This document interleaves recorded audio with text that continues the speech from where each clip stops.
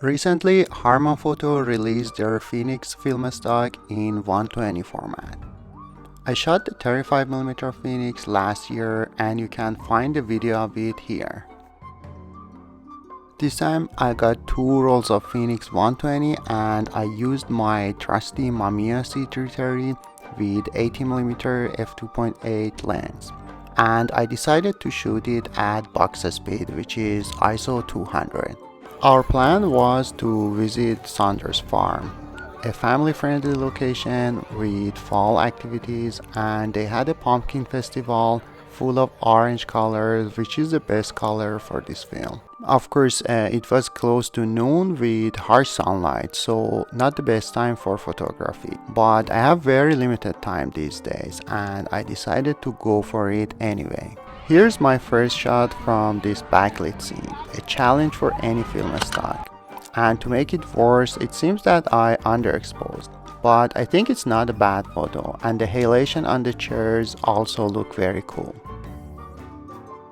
And here is some fall colors with Phoenix. Again, a little underexposed, but it has a special rusty look to it. Then I quickly took this photo. A very high dynamic range and high contrast scene. And while the dynamic range is definitely worse than the normal color negative film, it seems that it's a little better than the 35mm version. And here this photo shows the nice orange colors of Phoenix. And here another high dynamic range scenario, but this time I overexposed by one stop, so we have better shadow details. Here is a relatively low dynamic range and the photo looks much better. Of course the highlights are blown in the left pumpkin, but you can still see some details. And again, another photo that seems to be a little bit underexposed. And of course I like the halation on the guy's shirt. Here I took my time with this photo and I pulled the light meter app on my phone and properly exposed it for ISO 160. Meaning half a stop overexposed. And it looks like a normal color photo. No muddy shadows and no orange cast. Not bad. Here I just used Sunny 16 rules, f16 and shutter speed 250. And again, high contrast and orange cast. And for this photo, again, I took my time and metered it for the shadows, and the result is not bad. Here it was my last photo on the first roll, and it seems that the film wasn't long enough.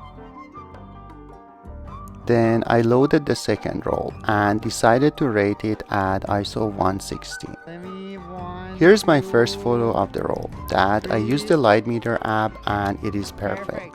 I think this is my best shot of both rolls with Phoenix. And here again I used the light meter, but it seems that I messed up and it is underexposed. But for some reason the highlights are also gone. Here the lighting was perfect. The giant teddy bear was fully in the shadow and I used the light meter on it and the result is good. And again, I used Sunny 16 rules and it is underexposed. It means muddy shadows and orange cast. For this photo, I used Sunny 16 rules again, but this time there is not much of that orange cast. Then we went inside to get some food and I took this photo wide open. I focused on the glasses and it was f2.8, so everything else is out of focus. After lunch, I quickly shot a couple of photos. This one has nice halation but with muddy shadows.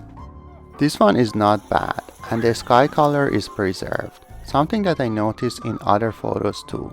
It seems that highlights are better protected compared to Phoenix 35mm. And here another photo with proper exposure that looks like a normal color negative film. And immediately an underexposed photo which has the orange golden cast that seems to be the signature of this film stock. Here I was doing Sunny 16 again and of course it is underexposed. I think I should have given it 2 more stops of light.